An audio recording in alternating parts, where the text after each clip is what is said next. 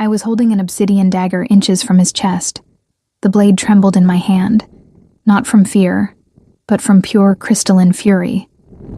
Lucius Vorak, the Iron Sovereign, the Alpha King of Ethelgard, was chained to the floor of my own cabin, yet my whole body screamed for me to run. The bond was a snake coiled in my stomach, tightening, burning, begging me not to do it. But my mind remembered. My mind always remembered. His golden eyes stared at me with that confusion I hated. He didn't know me. He didn't know that he had shattered me 18 months ago, that he had ripped my back open with his claws, that he had called me a filthy creature while I bled on the marble floor of the throne room. He knew nothing. And the worst part? The part that drove me insane with rage? I could see in his eyes that something inside him was fighting to remember. Some spark buried under layers and layers of dark magic was trying to reach the surface. "Are you going to kill me?" he asked. His voice was deep, raspy, and I felt every syllable reverberate in my marrow. His scent invaded my space, ash and cold rain, and I had to bite the inside of my cheek to stop myself from giving in to the insane urge to move closer, to touch, to heal what was broken in him, even though he had broken me first. "I should," I said, and my voice came out steady, cold, controlled, everything I wasn't feeling inside. "You don't know what you did. You don't know who I am." Something flickered across his face, a shadow of pain. "I know you are important," he whispered, and the star metal chains clinked as he tried to move. "My wolf he's howling. He says I need to protect you, but I can't remember why." It was at that moment I heard the crying. Morthos woke up in the next room, and the sharp sound of my son sliced through the air like lightning.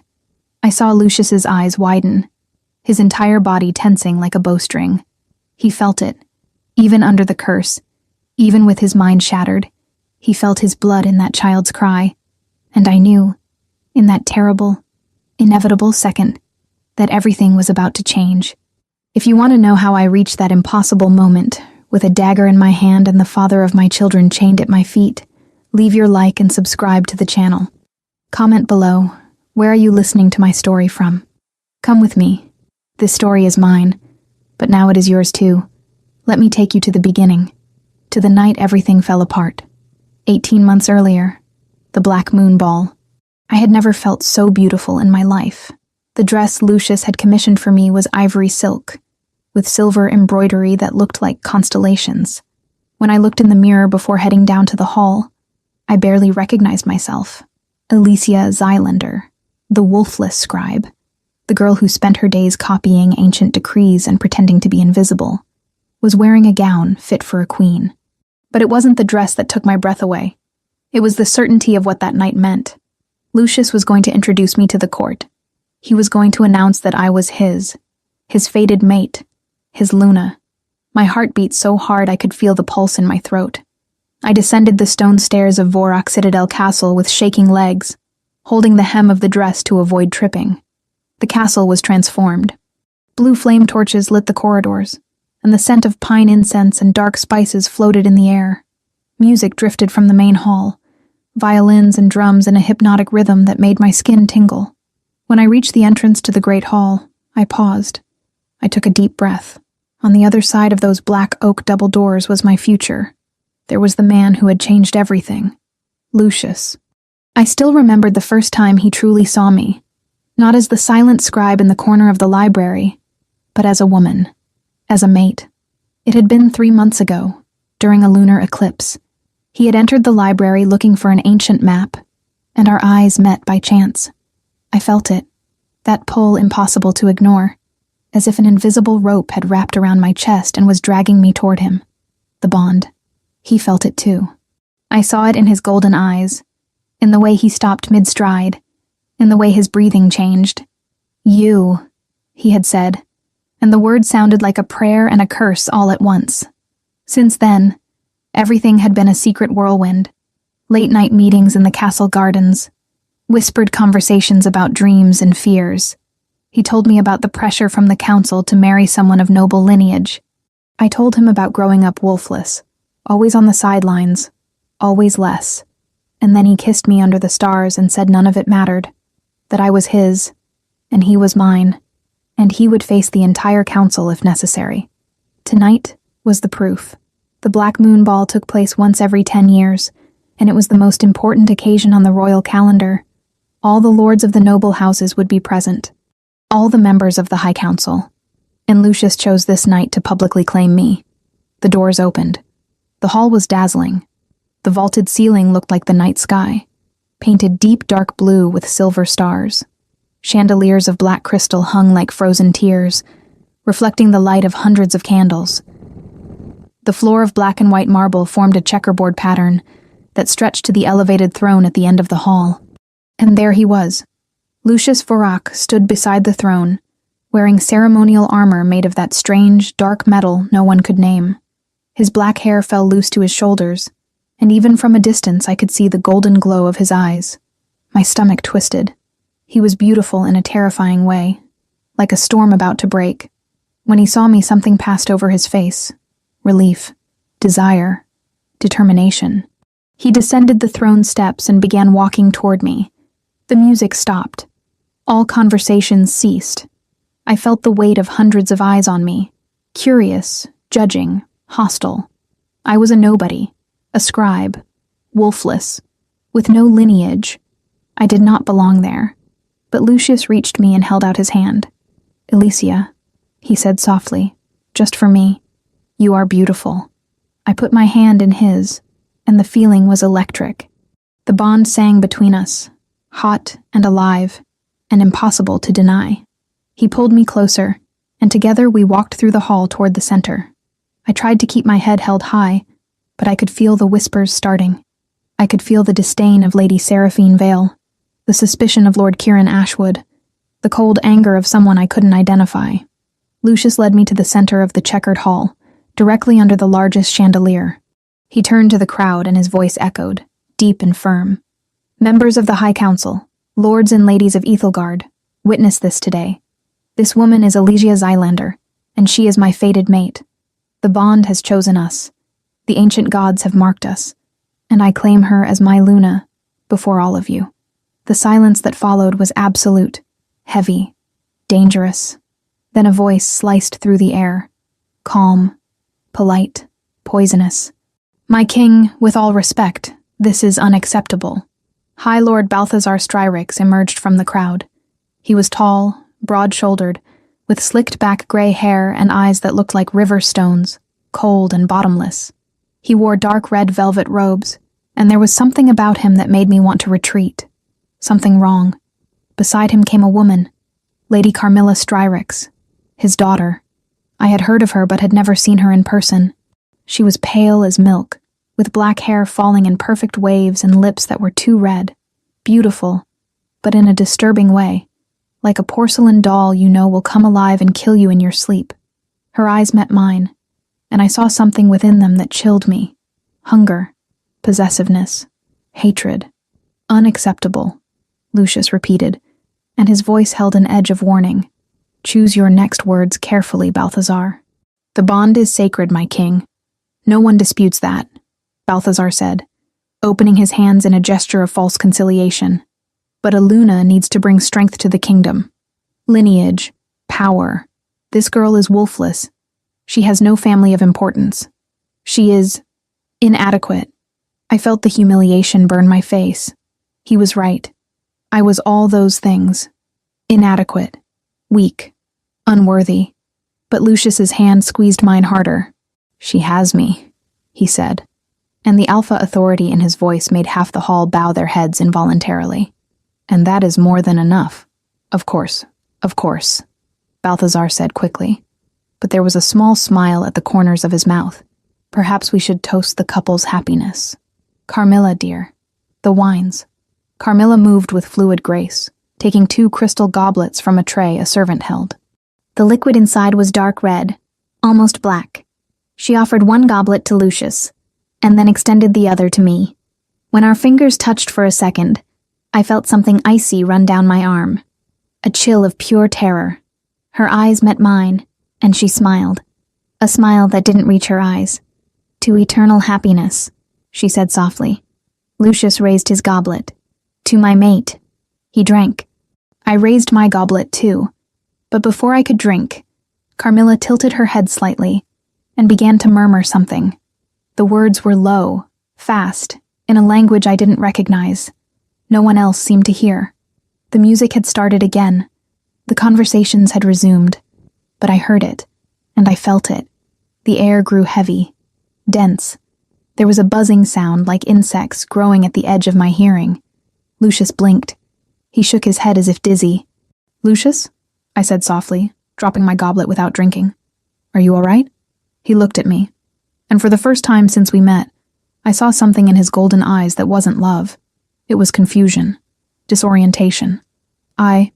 He started, but stopped. He frowned. He looked at me again, truly looking at me this time, as if he were seeing me for the first time. And what I saw on his face destroyed me. Disgust. "Lucius?" I repeated, and my voice trembled. The bond was screaming inside me, telling me something was terribly wrong. He took a step back, then another. His breathing was fast, ragged. "What are you?" he whispered, and the words came out like an accusation. "What did you do to me?" I didn't do anything," I said, and tears began to burn my eyes. "Lucius, it's me. It's Alicia." "No," he said, and his voice rose, echoing through the hall. The music stopped again. Everyone looked. "You are not real. You are some kind of trick, some curse." He was seeing something that wasn't me. I realized this when I saw the genuine horror on his face. The magic had distorted his perception. Carmilla had distorted it. "My king," Balthazar said loudly, and there was false concern in his tone. "Do you see? The creature tried to bewitch you. She is dangerous." "No," I pleaded, reaching out my hand to Lucius. "Please, it's me. You know me. You love me." When my fingers touched his arm, Lucius exploded. He roared, a sound of pure animal fury, and grabbed me by the shoulders. I felt the claws extend, ripping the silk of the dress, finding flesh. The pain was instant and brutal. He turned me forcibly, and the claws raked down my back, opening my skin from my neck to my waist. I screamed, a scream that tore my throat. "Get out of my sight, filthy creature," he roared, and threw me to the marble floor. I hit hard, and the taste of blood filled my mouth. Lying there, bleeding, trembling from pain and shock, I looked up. I saw Lucius staring at me with those golden eyes full of hatred. I saw Carmilla behind him, smiling. I saw Balthazar watching with cold satisfaction. No one moved to help me. No one said anything. I was nothing to them. Less than nothing. I managed to stand up, staggering. My vision was blurred with tears and pain. Blood was running down my back, soaking what was left of the dress. Every breath was agony. But I moved. I walked. I ran. I ran through the castle corridors, leaving a red trail behind me.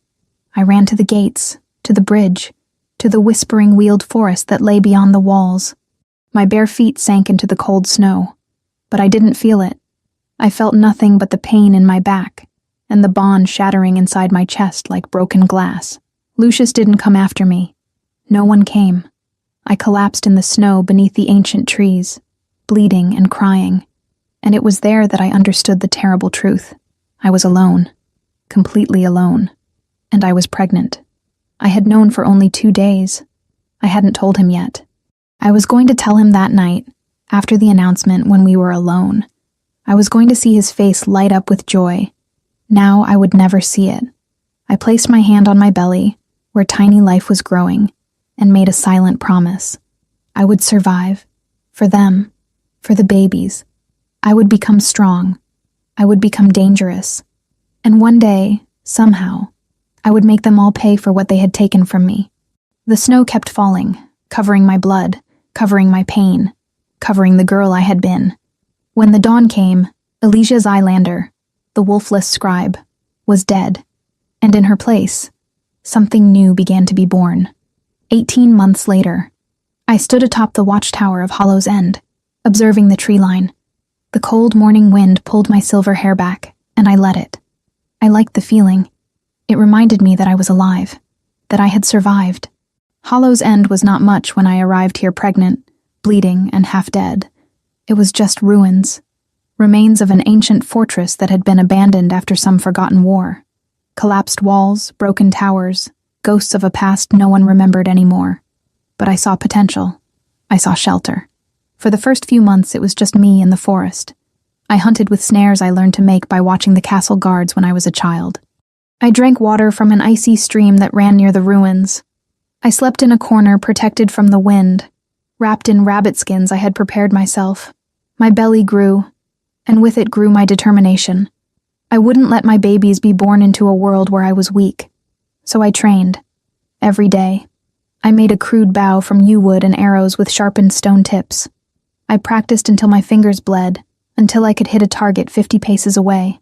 I learned to move silently through the forest, to read tracks, to smell danger in the air. And when the babies were born, in the middle of a snowstorm, alone in that cold stone cabin, something in me changed forever. Morthos came out first. Small, furious, bawling like a warrior.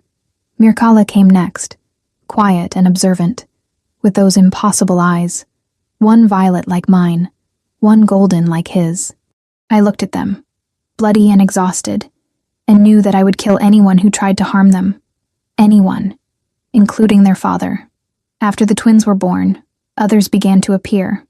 Rogues, exiles, wolves without a pack, rejected by their families or fleeing tyrannical alphas. They heard rumors of a sanctuary in the ruins of Hollow's End, a place where no one asked where you came from or what you had done. I accepted them, but I made the rules clear from the start. Here, everyone worked, everyone fought, everyone protected each other, and anyone who broke those rules dealt with me. Now there were 43 of us, entire families, men and women who had lost everything and were rebuilding, children who played among the ancient stones, while their parents repaired roofs and planted gardens in the forgotten patches. Hollow's End had returned to life, and I became the White Witch. I don't know who invented the name, but it stuck, perhaps because of my silver hair, which had changed color that horrible night. Perhaps because I knew how to use medicinal herbs I learned from old books in the castle library, and people thought it was magic. Perhaps because sometimes, when I touched someone wounded and prayed softly, they healed faster than they should. I didn't argue. Fear kept people safe, and if Vorak Citadel's soldiers were afraid of me, all the better. Elysia. I turned. Thora, a red-haired wolf woman who had arrived 6 months ago with 3 children and a black eye, was climbing the tower stairs. She carried Mircalla on her hip and held Morthos's hand. "They woke up asking for you," Thora said with a tired smile. I tried to give them porridge, but Morthos said he only eats if Mom sings the moon song. I quickly descended and took my daughter into my arms. Mircalla looked at me with those strange, beautiful eyes, and my chest tightened as it always did when I saw the gold in her. His mark, his presence in something so pure. "Mommy went to see if there were bad wolves outside," I said softly, kissing her forehead. "But there aren't any. You are safe." Morthos pulled my hand. "Sing, Mom," I sang. An ancient song about the moon and stars that my own mother used to sing to me before she died. My voice echoed softly through the tower, and I felt Mircalla relax against my chest. But in the middle of the second verse, I stopped. Something was wrong. The wind had shifted. It carried a scent I hadn't smelled in 18 months. Ash. Cold rain. And beneath that, something metallic and dangerous. Alpha. "Thora," I said, and my voice was low and urgent. "Take the children to the underground chamber. Now." She didn't ask. She picked up Morthos and ran down with Mircalla. I grabbed my bow and the quiver of arrows I always kept near, and returned to the edge of the tower. There, at the tree line, movement. Shadows separating from the forest. Soldiers. 7, wearing the black armor of the Vorak Royal Guard. And in front of them, mounted on a gray warhorse, was him, Lucius. My heart stopped. Then it pounded so fast it hurt. The bond, which had been dormant and silent all this time, suddenly awoke like a starved animal. It pulled, it screamed, it pleaded. I ignored it. I had learned how to do that. It hurt, but it was possible. I descended from the tower and walked to the main gate of Hollow's End. My rogues were already positioning themselves. Gareth, An old, battle-scarred warrior held an axe. Lysander, young but lethal with a sword, was beside him. Others spread out along the broken walls, armed with what we had: bows, spears, knives. "No one attacks first," I said loud enough for everyone to hear. "But if they try to enter, defend yourselves." Lucius dismounted about 20 yards from the gate.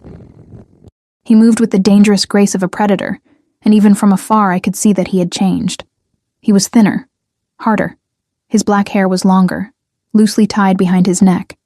And his eyes looked like broken glass, golden but lifeless, soulless. He stopped studying me. I knew he didn't recognize me. How could he? My hair was silver now, not brown. My body had changed, hardened. I wore dark leather and wool, not silk gowns. I was someone else. "Do you lead these rogues?" he asked. His voice was the same, deep, authoritative, and hearing it again after so long made me tremble inside, although none of it showed on my face. "I do," I replied, "and this territory is under my protection. Go back to your castle, King Lucius." Something flickered in his eyes when I said the name. Confusion, but it was too quick to interpret. "I am hunting criminals who attacked one of my patrols," he said. "Tracks lead here." A lie. I knew it was a lie because we hadn't attacked anyone. We just wanted to be left alone. "There are no criminals here," I said. "Only people trying to survive. Go away." He took a step forward. His soldiers moved too, hands on their weapons. "Are you giving me orders?" he asked, and there was something dangerous in his voice now. "Do you know who you are talking to?" "I know exactly who I am talking to," I said, and let a little venom enter my words. "A king who abandoned his people, who rules through fear, who married a viper and let her turn him into a puppet." I saw anger ignite in his eyes. Good. I could handle anger. Anger kept him at a distance. But then something unexpected happened. The wind shifted again, blowing from me toward him, and Lucius stopped mid-stride. Froze completely. I saw his nostrils flare, taking a deep breath, tasting the air, tasting my scent, honeysuckle and ancient ink. For a second, just 1 second, I saw something change in his face. Recognition. Not conscious, but deep, instinctive. His wolf knowing something the man did not. "You," he began, and there was so much confusion in his voice that I almost felt pity. But then he shook his head violently, as if fighting a terrible headache. He pressed his fingers to his temples, and when he looked at me again, the moment was gone. The eyes were empty once more. Carmilla, her curse was strong, stronger than I imagined. "Get out of my way," he said, and started walking toward the gate. I raised my bow. I nocked an arrow. I aimed directly at his chest. "One more step," I said calmly, "and I shoot. I don't care if you are king. Here, you are nothing." He stopped, looked at me, and then, to my absolute shock, he smiled. It wasn't a happy smile. It was the smile of someone who had long forgotten what happiness was and only knew violence. "You are brave," he said. "Stupid but brave. I respect that." He turned to his soldiers. "Set up the perimeter. No one goes in or out. We will camp here tonight." My blood ran cold. "You have no authority here." "I have authority throughout Ethelgard," he said, "including these forgotten ruins, and I will find out what you are hiding." He gave me one last long look, and I saw something there. Curiosity, attraction, and beneath it all, so buried that perhaps even he didn't realize it, recognition. The bond sang between us, painful and desperate. Then he turned his back and walked back to his horse. I lowered the bow, but did not put the arrow away. I watched as the soldiers pitched tents, while Lucius stood staring at Hollow's End, as if trying to solve an impossible puzzle. Gareth approached me. "What do we do?" "We wait," I said, "and we set the traps." Because I knew, with absolute certainty, that Lucius wouldn't just leave. He would investigate. He would invade. And when he did, I would be ready. That night, I couldn't sleep. I sat beside the makeshift crib where Morthos and Mercala slept, watching their gentle breathing. My hand rested on the scar on my back, the claw marks that had never healed properly. Outside, beyond the walls, I could feel Lucius. The bond was a rope stretched taut, vibrating with tension. Part of me wanted to run to him, shake him, scream that it was me, that these were his children, that he was under a curse.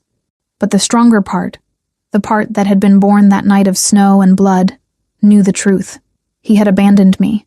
He had destroyed me. And even if the curse broke, even if he remembered, some things could not be forgiven. Mircalla stirred in her sleep, and I hummed the moon song softly. My daughter calmed, and I promised silently, as I had promised 1,000 times before, no one would hurt them. Ever. Not even their father. Dawn brought thick fog and the smell of trouble. I was checking the rune traps I had scattered through the forest around Hollow's End when I heard the screams. I ran back, my bow already in hand, and found Lysander bleeding at the gate. "He got in!" Lysander gasped, holding his shoulder where a claw had torn him. "The king!" I tried to stop him, but he's too fast, too strong. He's looking for something. My blood boiled. Where? Near the East Tower, the old ruins. Exactly where the most dangerous traps were. I ran. My heart pounded erratically. Not from fear, but from pure rage. He had no right. No right to invade my territory, my home, the place where my children slept. I found Lucius exploring the underground chambers near the tower. He moved like a predator, investigating every shadow, every corner. He still wore that dark armor, but his helmet hung from his belt. His black hair fell loose, and even in the dim light I saw the tension in his shoulders.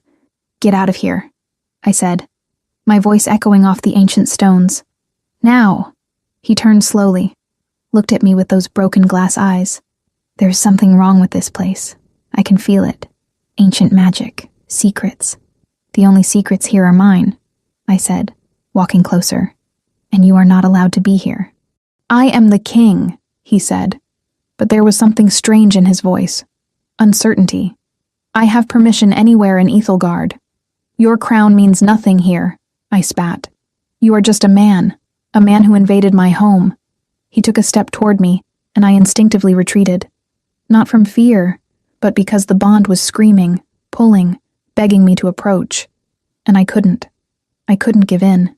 "Why do you look familiar?" he asked suddenly. The question caught me off guard.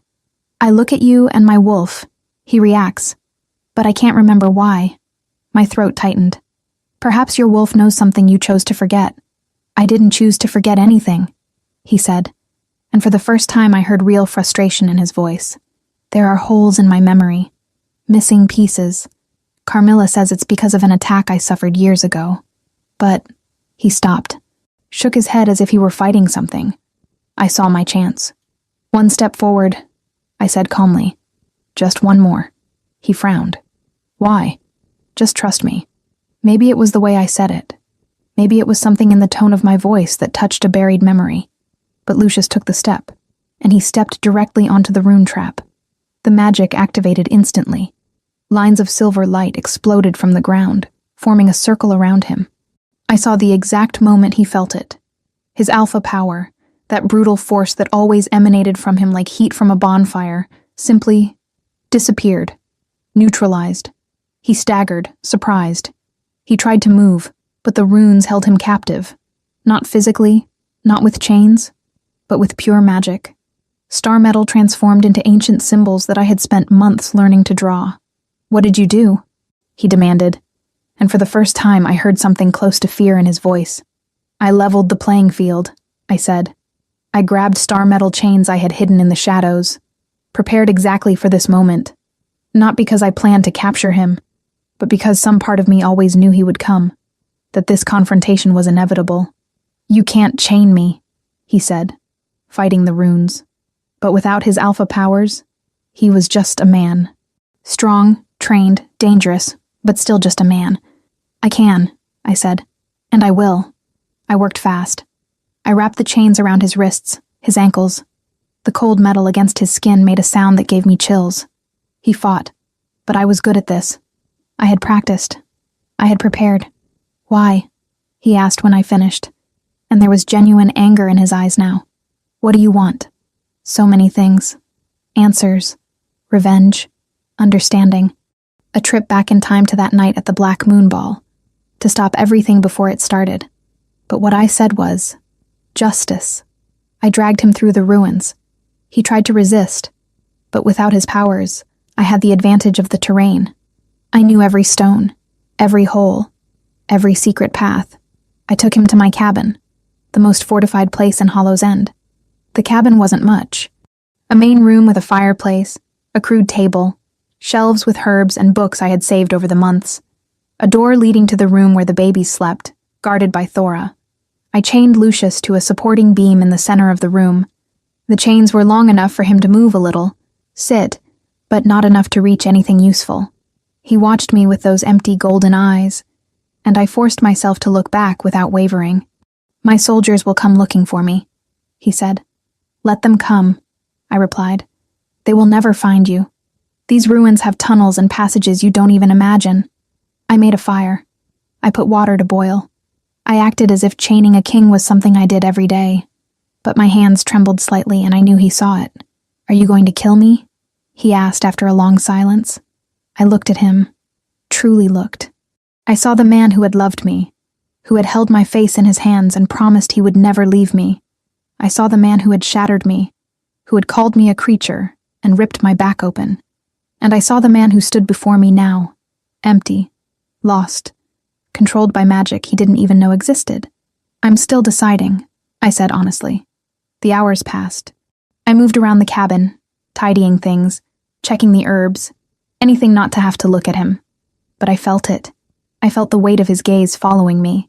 I felt the bond pulling, throbbing, hurting. "You are not just a rogue leader," he said eventually. His voice had changed, softer, curious. "You have education. I see it in the books, in the way you move." I didn't answer. "And there's something about you," he continued. "Something my wolf recognizes. As if you are important. As if I should remember." My control almost broke. I almost turned and screamed, "You should remember. You should remember my name, my face, the way you kissed me under the stars and promised eternity." But I didn't scream. I just kept stirring the herbs. "Carmilla," I said instead, keeping my voice neutral. "Your wife. Do you love her?" Silence.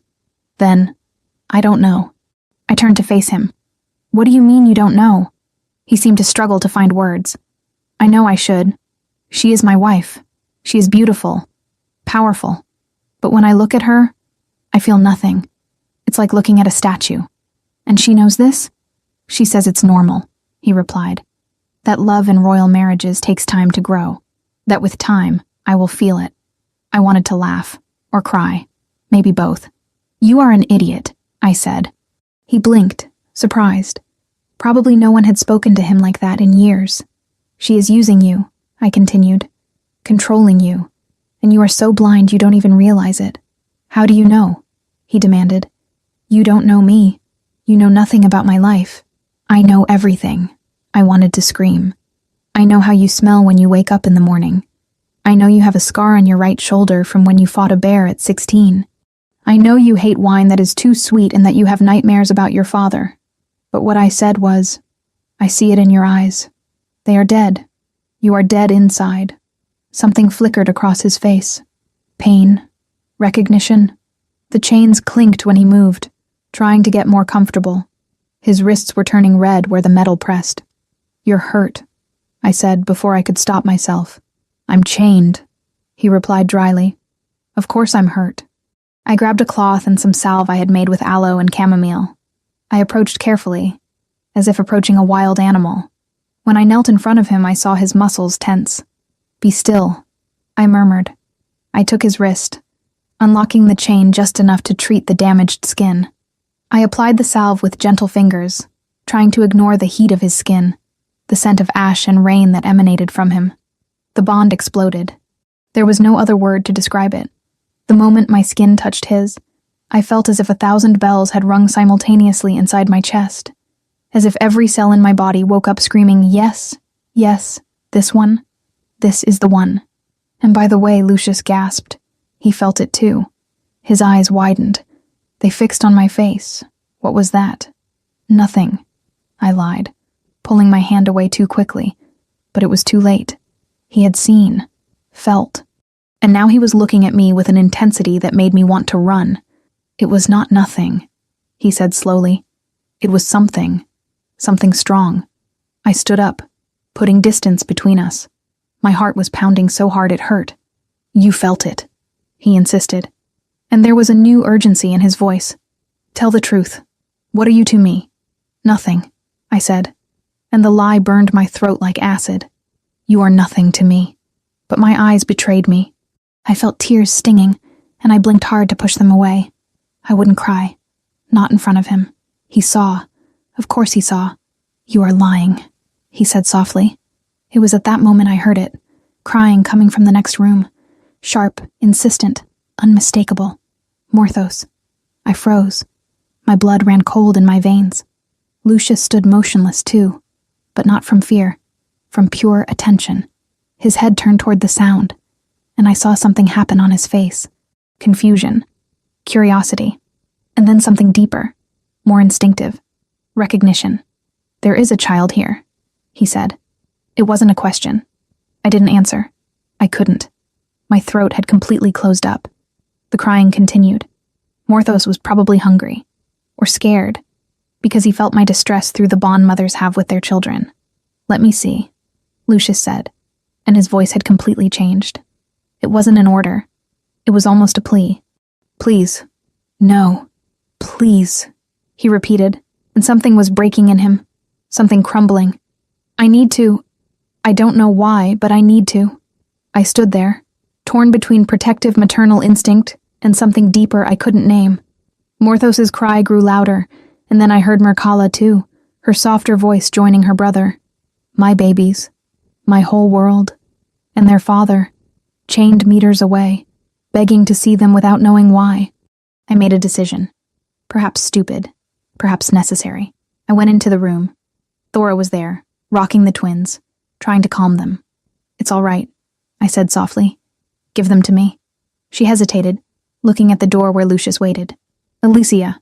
I know, I said, but I have to do this. I picked up Morthos and Mircalla, one in each arm. They calmed down immediately, recognizing my scent, my touch. Morthos yawned, showing tiny gums. Mircalla looked at me with those impossible eyes, one violet, one golden. I took a deep breath, and then I returned to the main room. Lucius saw me and froze, his eyes fixed on the babies in my arms, and I saw the exact moment his world turned upside down. The silence that took over the cabin was so dense that I could hear my own heart pounding. Lucius was completely still, the chains forgotten, his eyes fixed on the babies in my arms as if he were seeing a miracle and a catastrophe at the same time. Twins, he whispered. The word came out raspy, broken. I didn't answer. I just stood there, holding Morthos and Mircalla against my chest, my body instinctively positioned to protect them if necessary. But Lucius didn't move to attack. He just looked, and there was something so vulnerable in his expression that it hurt to see. How old? He asked. 18 months, I said. My voice came out firmer than I expected. I saw him doing the math mentally. I saw the moment he understood the timeline. I saw the confusion deepen. They have alpha blood, he said slowly, as if testing the words. I can feel it. Even without my powers, I can feel it. They are, I confirmed. There was no point in lying now. Their father, he began, then stopped, looked at me, truly looked at me, and for the first time since he had arrived at Hollow's End, I saw genuine clarity in those golden eyes. Their father is here. Is it someone from your people? I wanted to laugh. It was so absurd, so painfully absurd. No, I said. Their father is not here. A technical lie. He was right there, meters away, looking at me without having any idea. Morthos started to stir, his small hands grabbing my blouse. He was hungry. I looked at Lucius, then at the room. I need to feed them, I said. Wait, he said quickly. Please, just let me look a little longer. There was something so desperate in the request that I stopped. We stood there, I standing with my children, him chained and watching as if trying to memorize every detail. The boy, he said. What is his name? I hesitated. Morthos. Warrior's name, he murmured. Then he looked at Mircalla. And her? Mircalla. When he saw her face properly, when he saw her eyes, he stopped breathing. Literally. I saw his chest freeze, his eyes widen. Her eyes, he began. Heterochromia, I said quickly. It's rare, but it happens. But we both knew it wasn't just heterochromia. It was one violet eye like mine, one golden eye like his. Lucius was trembling. The chains rattled with the movement. He closed his eyes tightly, and I saw pain cross his face, physical and real pain, as if something inside his head was being ripped apart. I know you, he said, and his voice was tense, strained. I know you, but I can't remember. Don't try, I said, and there was more kindness in my voice than I intended. It will only make it worse. How do you know? Because I know, I said simply. Mircalla chose this moment to stretch out her tiny hand toward Lucius. She did this sometimes, reaching into the air as if trying to touch something invisible. But this time it was different. She was reaching specifically for him. No, I said automatically, pulling her away slightly. But Mircalla whimpered. Not a cry of pain or hunger, but of frustration. She wanted her father, even without knowing who he was. Lucius saw, and something in him broke. Please, he said, and now he was clearly pleading. Please, let me just touch. Just once. I promise I won't hurt them. Every maternal instinct in me screamed no. Don't let him near. Don't risk it. Remember what he did. Remember the claws ripping your back, the blood, the pain. But I looked at him, truly looked, and saw that this man was not that man. This one was broken differently. This one was fighting chains I couldn't see, against magic that held him more tightly than the star metal around his wrists. And I saw in his eyes something I recognized. Pain. The same pain I carried. I made the riskiest decision of my life. I walked up to him. Every step felt wrong and right at the same time. When I was close enough to feel the heat emanating from him, I knelt. Slowly. Carefully. If you hurt them, I said softly, and let all the threat in the world enter my voice. I will kill you. No matter who you are. No matter what happens afterward. I will kill you. I understand, he said, and I believed him. I took Morthos's right hand, so small it fit in my palm. Then I took Lucius's left hand, the one closest to us. His skin was warm, the chains cold between us. I placed my son's tiny hand in his father's hand. What happened next was impossible to fully describe. The magic exploded. Not visually, not with light or sound, but I felt it. Waves of pure power radiating from the point of contact, sweeping through the environment like an invisible tsunami. The runes on the floor lit up on their own. The herbs on the shelves trembled. The fireplace crackled violently. And Lucius screamed. Not physical pain. Something much worse. Memories. I saw it in his eyes when they arrived. Violent, brutal flashbacks, shattering the barrier Carmilla had built around his mind. I saw the black moon ball reflected in his pupils. I saw the poison. I saw Carmilla's face reciting the spell. I saw myself, wearing that ivory silk dress, smiling at him with love in my eyes. And then I saw the moment he attacked me. I saw it through his eyes. The horror. The confusion. The way the magic had distorted his perception, turning me into a monster in his eyes. Tears streamed down his face. Real, hot, desperate tears. Alicia, he whispered, and my name in his mouth after 18 months of silence destroyed me. Alicia, what have I done? Ancient gods, what have I done? I quickly pulled Morthos away, sheltering him against my chest. Lucius didn't resist. He was too broken to resist. You remember? I said. It wasn't a question. I remember everything, he said and sobbed. An Alpha King, sobbing like a child. The ball, the poison, Carmilla, I hurt you, I ripped you apart, I sent you away. Yes, I said. My own voice was trembling now. You did. And you were pregnant, he continued, looking at the babies. You were carrying our children, and He couldn't finish. He doubled over as much as the chains allowed and howled, a sound of pure agony that echoed off the stone walls. Mircalla began to cry, scared by the noise. Morthos, too. I quickly stood up, rocking them, whispering soft words. Shh. It's all right, Mommy's here. You are safe. When they calmed, I looked at Lucius. He had composed himself a little, but tears still marked his face. He looked at me with such regret that I almost couldn't hold his gaze. Elysia, he said. I never wanted to. The magic. It distorted everything. I looked at you and saw a monster. I felt disgust, fear, but it wasn't real. None of it was real. I know, I said calmly. I always knew it was Carmilla, but I still did it, he said. Curse or not, it was my hands that hurt you. My claws. My words. They were. How can you look at me like that? He asked, and there was genuine confusion in his voice.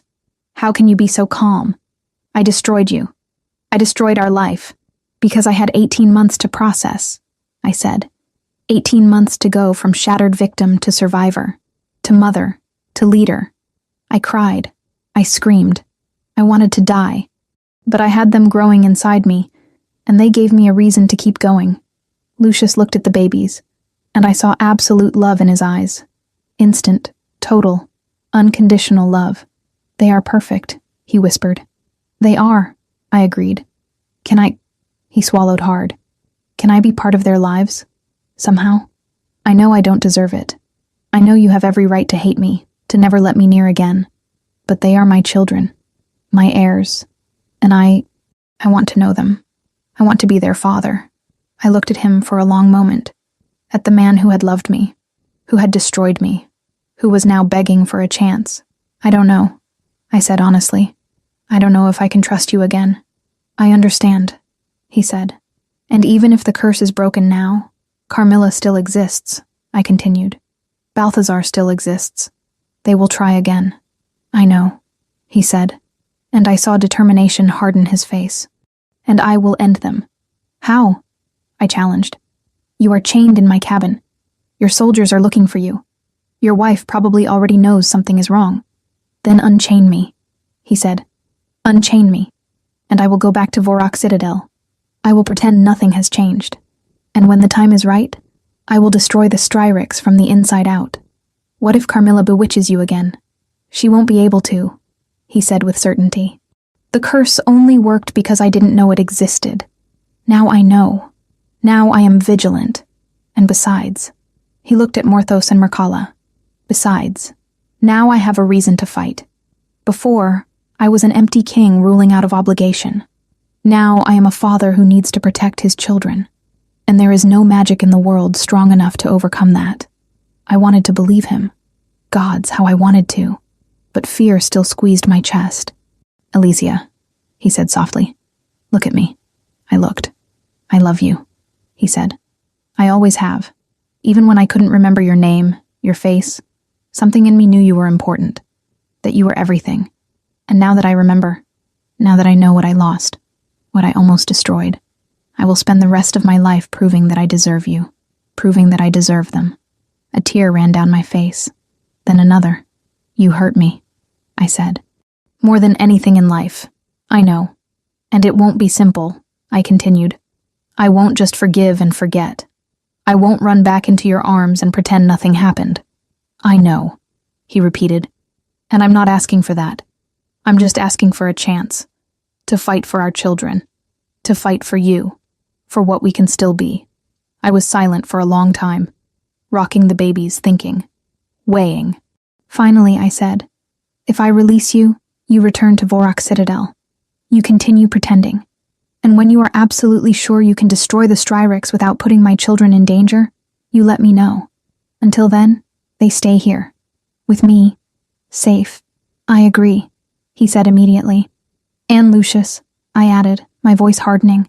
If you fail, if Carmilla controls you again, if you put Morthos and Merkala in danger in any way, I disappear. I take them where you will never find them, and you will never see them again. Understood? He swallowed hard. He nodded. Understood. I placed the babies carefully in the crib in the next room, asking Thora to watch them. Then I returned and started unlocking the chains. When Lucius was free, he didn't move immediately. He just rubbed his wounded wrists, watching me. Thank you, he said softly. Don't thank me yet, I said. You have a lot of work ahead of you. He stood up slowly, and for the first time in 18 months, we stood face to face with no barriers between us. No chains, no lies, just two broken people trying to put the pieces back together. Lucius slowly raised his hand, giving me time to retreat if I wanted to. When I didn't retreat, he touched my face gently. His fingers brushed my cheek, and the bond sang so loud it hurt. "I will fix this," he promised. "Somehow. I will." Then he turned and left the cabin, back to the role of the Iron Sovereign King everyone expected him to be. And I stood there, alone again, wondering if I had just made the biggest mistake of my life, or if, perhaps, I had just taken the first step toward something like healing. 3 days. That was how long it took for my world to fall apart again. Lucius had returned to Vorak Citadel as we planned. His soldiers found him wandering through the forest, claiming he had gotten lost chasing a rogue. A weak story, but no one dared question the king. I watched him leave that morning, mounting the gray horse, turning only once to look in the direction of Hollow's End, in the direction of his children. After that, silence. No news, no sign.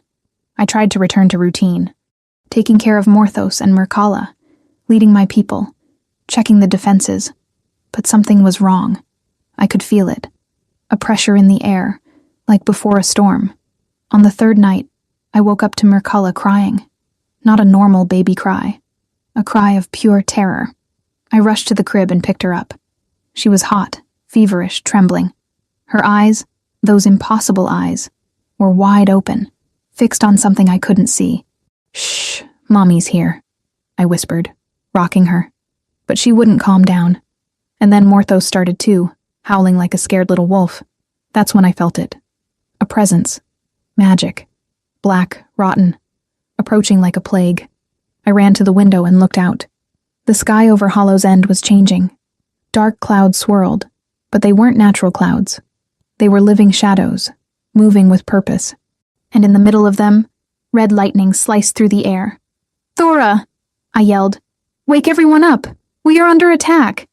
She came running, her eyes wide with fear. "What's happening?" "The Stryrics," I said, and my voice was strained. "They found us." I handed the babies to her. "Take them to the underground tunnels. Now. Don't leave until I come for you, no matter what you hear. Elysia." "Go!" I screamed. She obeyed, running with Morthos and Mircalla in her arms. I grabbed my bow, my quiver full of enchanted arrows I had prepared for exactly this moment. I put on my reinforced leather coat and went out. Hollow's End was in chaos. My people ran in all directions, grabbing weapons, gathering the children, trying to organize. Gareth was shouting orders, positioning our best warriors on the walls. But when I looked beyond the gates, I knew we were in trouble. An army, not of soldiers, but of shadows. Creatures made of black smoke and pure hatred, with red eyes glowing in the darkness. Dozens of them, maybe hundreds. And in front, mounted on something that looked like a horse but had too many eyes and too many sharp teeth, was Carmilla Stryryx. She was different. Paler, if that was possible. Black veins ran under her skin like cobwebs. Her eyes were completely red now. No white, no iris, just red. And beside her, High Lord Balthazar. He was smiling. "Elysia Xylander," Carmilla's voice echoed, amplified by magic. "The scribe who thought she could steal what was mine." "I stole nothing," I shouted back. "He was never yours." "He is my husband," she shrieked, and the shadow creatures howled in response. "My king, my power." "And you contaminated him with your lies, with your dirty magic. The only dirty magic here is yours," I retorted. Carmilla gave a terrible smile. "Do you think he cares about you? That he cares about the bastards you carry? He is in Vorak Citadel right now, in our room, in our bed, swearing he will never think of you again." The words were venom, but I didn't let it show. If that were true, you wouldn't be here. Something flickered across her face. Anger and fear. She knew Lucius had recovered his memories. She knew she was losing control. That's why she had come with an army. "Hand over the children," Balthazar said calmly. "The Vorak heirs belong to the kingdom, not to a wolfless rogue hiding in the ruins." "Never," I said. "Then we'll take them from your corpses," Carmilla said. and raised her hands. The shadow creatures attacked. It was instant violence. They poured through the gates like black water, scaled the walls, materialized inside Hollow's End. My people fought. Gareth cut down 3 with his axe before realizing they reformed after every blow. Lysander used fire, and that worked better, but not enough. I shot arrow after arrow. Each one had been soaked in blessed spring water and the blood of my own heart. When they hit the creatures, they exploded into ashes and didn't reform. But there were too many. So many. "Fall back to the center," I screamed. "Form a circle around the families." We fought. We fought with everything we had. Blood stained the snow. Screams filled the air. I lost count of how many arrows I fired, how many creatures I destroyed. And then Carmilla dismounted her monstrous horse and walked directly toward me. "You stole my life," she said, and magic crackled around her. "So I will steal yours." She attacked with a spell that looked like red lightning. I dodged, rolled, stood up already shooting. My arrow passed inches from her face. She laughed. "Do you think you can defeat me? I am a blood witch of 3 generations. My magic was forged in sacrifice and pain, and mine was forged in love," I said, and drew the obsidian dagger I carried on my belt, for my children. And love is always stronger than hatred. We fought. She with magic, I with speed and determination. Every attack of hers I blocked or dodged. Every one of my lunges she repelled with energy barriers. We were evenly matched, until I heard the sound. A howl. Deep, powerful, furious, coming from the forest beyond Hollow's End. Carmilla heard it too. She froze, and for the first time, I saw genuine fear on her face. "No," she whispered. "No, he can't." But he could. Lucius Vorak exploded from the tree line, transformed. Not completely into a wolf, but into that intermediate form that only the most powerful alphas could achieve. Half man, half beast, all fury. He had tracked the magic. He had sensed the danger. And he had come. Not alone. Behind him, royal guard soldiers. But not all of them. Only those Lucius knew were loyal to him, not to Balthazar. 20 men, maybe. Against an army of shadows. But Lucius didn't seem to care about numbers. He went straight for Balthazar. "You poisoned my mind," Lucius roared, and his voice was bestial, terrible. "You poisoned my kingdom, and you almost made me destroy the only thing that matters." Balthazar tried to use magic, but Lucius was too fast. Claws found flesh. Blood spurted. Balthazar screamed. Carmilla saw her father being attacked and rushed to help him, forgetting about me for a crucial second. That was all I needed. I ran. I jumped. And I buried the obsidian dagger between her shoulder blades. Carmilla arched her back, mouth open in silent shock. The dagger glowed, ancient magic reacting with dark magic. Black veins under her skin began to crack, to burn. "Impossible," she gasped. "You have no power. You are wolfless." "But I have something you never had," I said in her ear. "A reason to fight." I twisted the dagger. Carmilla screamed, and it was a sound that made the very air tremble. The shadow creatures began to dissolve, the magic that kept them alive fading with the death of their creator. She fell, collapsed into the snow, black blood spreading around her. Her red eyes met mine one last time. "He will never forgive you," she whispered, "for being weak, for not being enough. I don't need his forgiveness," I said. "I only need to protect my children." And then the light went out of her eyes. Carmilla Stryrix was dead. I turned and saw Lucius still fighting Balthazar. The old lord was wounded, bleeding, but trying to flee, trying to reach something. A portal, perhaps, an escape route. "Lucius," I screamed. "Don't kill him. We need answers." Lucius hesitated, and Balthazar took advantage. He cast an escape spell, and black smoke engulfed him. When the smoke dissipated, he was gone. But so was the army of shadows. With Carmilla dead and Balthazar fleeing, the magic faded. The creatures turned to ash. The sky began to clear. Silence fell over Hollow's End. A heavy silence, filled with relief and horror. Lucius shifted back, returning to human form. He was covered in blood, panting, but his eyes sought mine immediately. "Alicia," he said. "Are you all right?" "I am," I replied. "The babies, Go, he said. Go get them. I ran to the underground tunnels. Thora was there, holding Morthos and Merkala, both crying but alive, whole. I took my children in my arms and cried. I cried from relief, from exhaustion, from everything. When I went back up, Lucius was waiting, his eyes fixed on the babies, and something in him softened completely. Are they okay? He asked softly. They are, I said. He didn't ask if he could hold them. He just stood there, watching, as if he was afraid to get too close, as if he thought he didn't deserve it. Balthazar escaped, I said. I know, Lucius said, hardening again. But he won't get far. I will hunt him. I will find him. And when I do, the abyss of silence, I said. That's where criminals of the worst kind are exiled. No return. No chance of coming back. Exactly, he agreed. We looked at each other over the heads of our children. There was so much to say, so much to process. But there was also time. For the first time in 18 months, there was time. Come with me, Lucius said suddenly.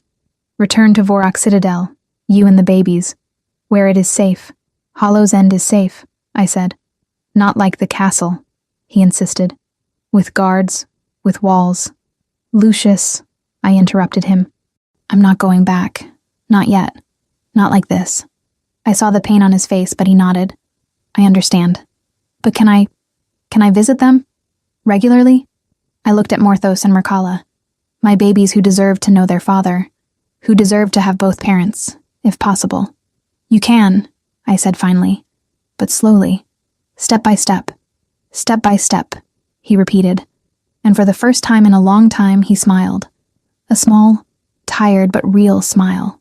And in that moment, with dawn breaking over Hollow's End, with our children in my arms, and the man I loved beside me, I felt something I hadn't felt in a long time.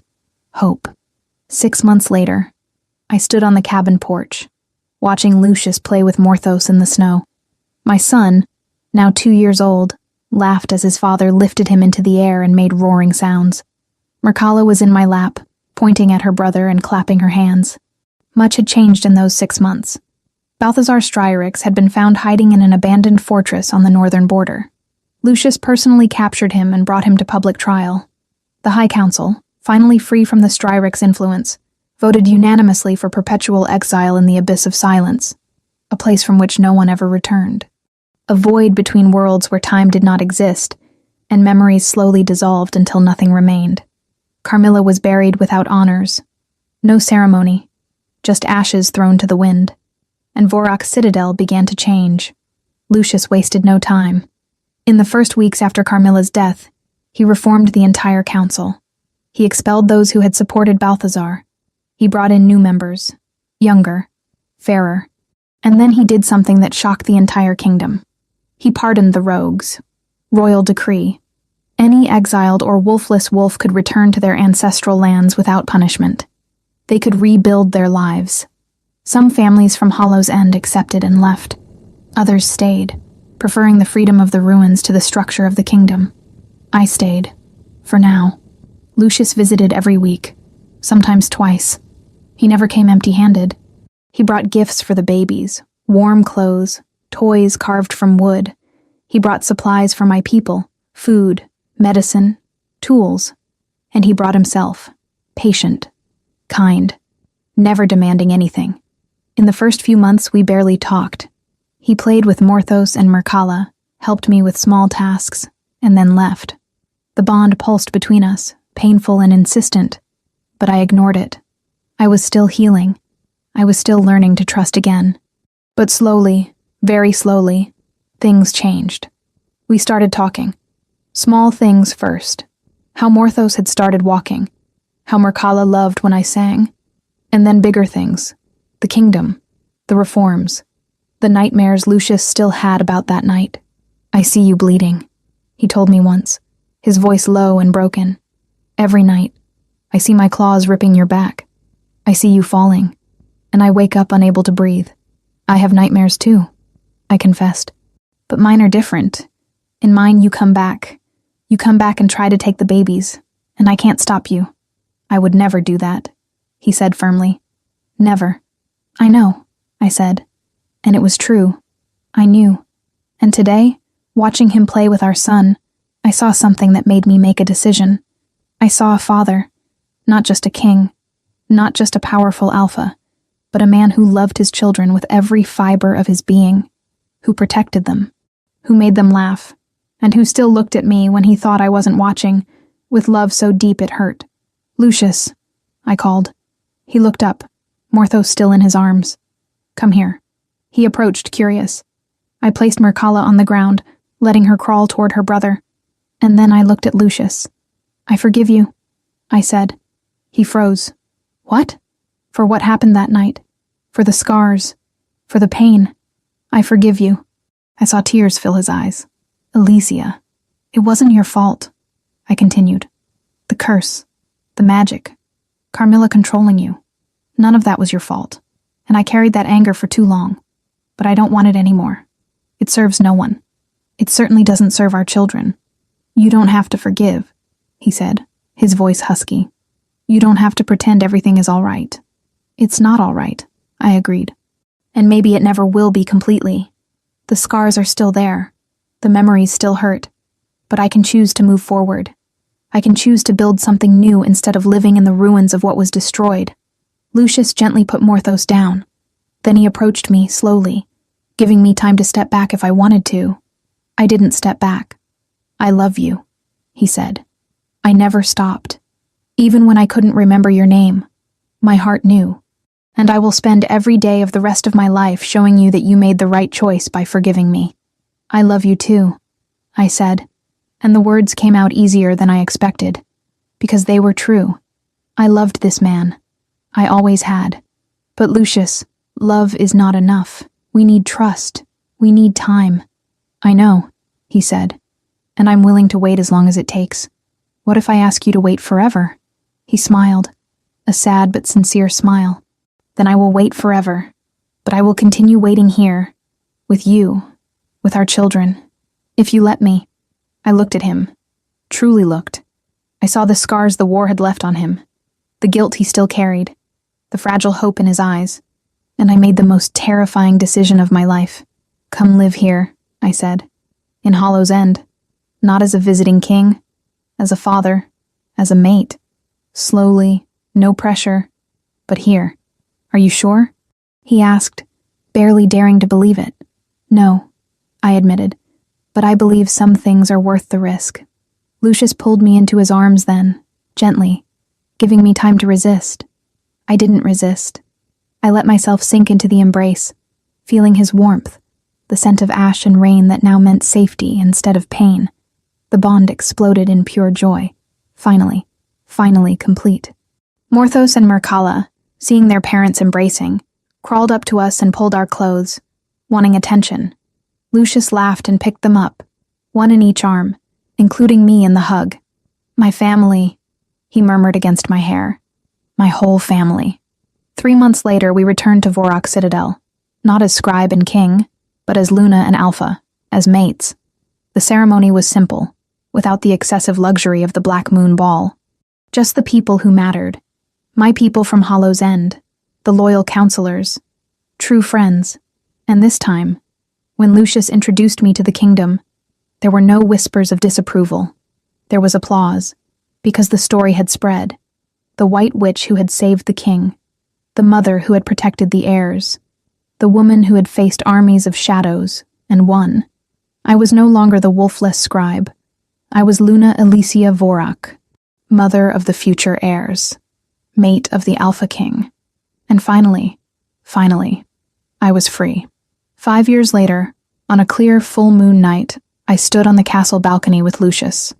Morthos and Mircalla slept inside, now 7 years old, strong and healthy. "Are you happy?" Lucius asked, wrapping his arm around my waist. I looked at the stars, at the kingdom that stretched beyond the walls, at the life we had built from the ashes of destruction. "I am," I said, and it was true. The scars were still there. They probably always would be, but they no longer defined who I was. Lucius kissed my neck softly. "Thank you for giving me a second chance." "Thank you for deserving it," I replied. Inside the castle, I heard Mircalla laughing in her sleep, Morthos mumbling something about dragons, our children. our joy. Lucius turned me to face him. Those golden eyes, which had once been broken glass, now shone with life and love. Forever, he asked, echoing the promise he had made years ago under the stars. Forever, I answered. And when he kissed me, with the full moon witnessing above us, I knew that some stories, even those born from ash and pain, could have happy endings. They just needed the courage to be rewritten. Thank you for being here and for joining me for another story. I truly hope you enjoyed it. If you want, leave your comment. I love reading what you feel and think after each episode. Thank you for the love, and see you in the next story.